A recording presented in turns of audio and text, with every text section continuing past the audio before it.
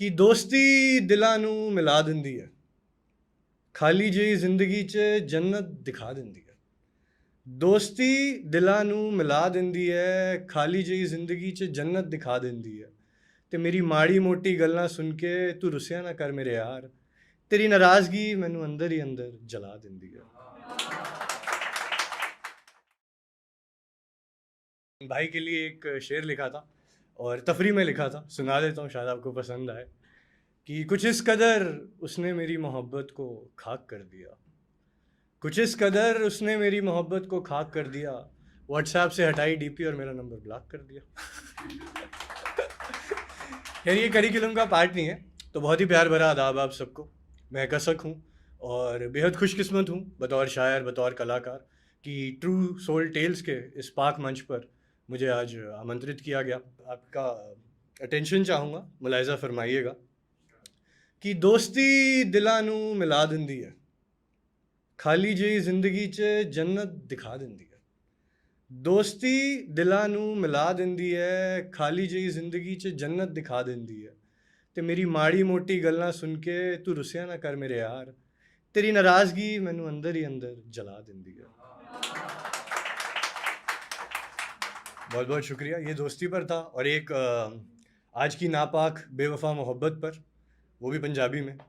सुनिएगा कि ऐदां ते ओदी वफावां रोज़ किसी नवे आशिक ते डोलदी है, ऐदां ते ओदी वफावां रोज़ किसी नवे आशिक ते डोलदी है, पर की करिए उन्हें छड़ नहीं सकते, कमली झूठ भी बड़े प्यार नाल बोलती है।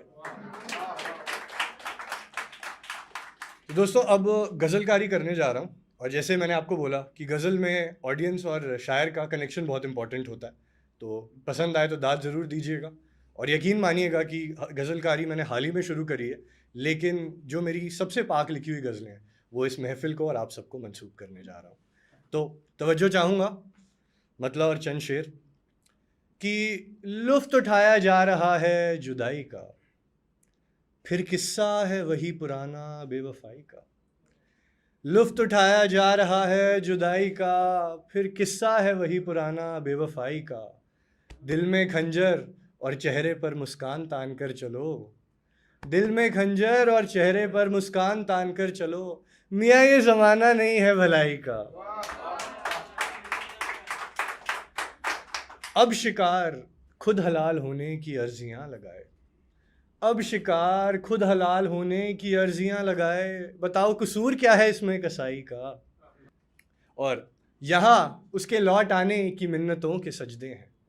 बड़ा रूहानी शेर है, सुनिएगा कि यहाँ उसकी लौट आने की मिन्नतों के सजदे हैं, वहाँ हो रहा है जश्न उसकी गोद भराई का। और मैं तो आशिकों सुनो, मैं तो उसकी बारात में भी बेधड़क नाचा था यारों, मैं तो उसकी बारात में भी बेधड़क नाचा था यारों, पता तक ना लगा किसी को मेरी तबाही का। अगला शेर सुनिएगा, ये भी बहुत संजीदा है कि हिजर काट दे और रकीब को भी जला डाले। हिजर हम कहते हैं जुदाई को, रकीब हम कहते हैं जो हमारा कंपेटिटर होता है, जब लड़की आपको छोड़ के किसी और के पास जाती है ना, वो रकीब होता है। तो हिजर काट दे और रकीब को भी जला डाले, कब होगा आविष्कार ऐसी दवाई का। मेरी कहानी में किरदार तेरा अच्छा ही लिखा जाएगा मगर, मेरी कहानी में किरदार तेरा अच्छा ही लिखा जाएगा मगर, भारी रहेगा पहलू तेरी बुराई का। और मक्ता शेर है आखिरी, सुनिएगा कि चल बेच डालें अपनी बर्बादियाँ इन महफिलों में कसक, चल बेच डालें अपनी बर्बादियाँ इन महफिलों में कसक, क्या करें आजकल कोई और साधन नहीं कमाई का। लुफ्त उठाया जा रहा है जुदाई का, मियाँ ये ज़माना नहीं है भलाई का। मानते हो ना, भलाई का नहीं है ज़माना। दूसरी गज़ल शुरू करने जा रहा हूँ, ऐसे ही तवज्जो चाहूँगा, पसंद आए तो दाद दीजिएगा। तो अर्ज़ कर रहा हूँ कि हासिल क्या ही हुआ तेरे आने के बाद, फ़कत मलाल ही हुआ तेरे जाने के बाद। हासिल क्या ही हुआ तेरे आने के बाद, फ़कत मलाल ही हुआ तेरे जाने के बाद। और यहाँ ज़माने भर से लड़ जाने का रुतबा है, यहाँ ज़माने भर से लड़ जाने का रुतबा है, वहाँ याद आते हैं उसे हम ज़माने के बाद।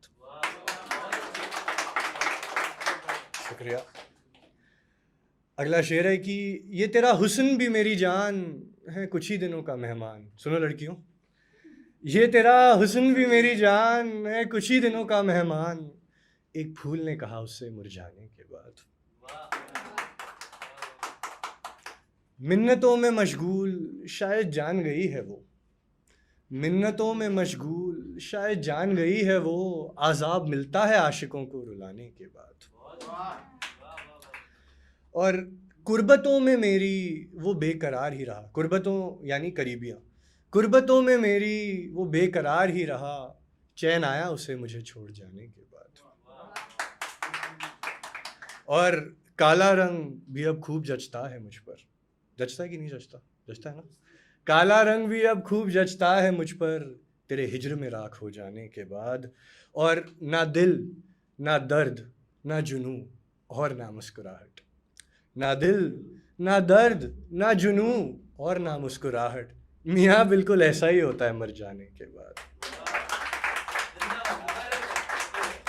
ना दिल ना दर्द ना जुनू और ना मुस्कुराहट, मियाँ बिल्कुल ऐसा ही होता है मर जाने के बाद। और अगला शेर बड़ा बेबाक है, सुनिएगा कि देखो साला मर्दानगी के मशवरे देता फिर रहा है, देखो साला मर्दानगी के मशवरे देता फिर रहा है, घर बैठी औरत पर हाथ उठाने के बाद।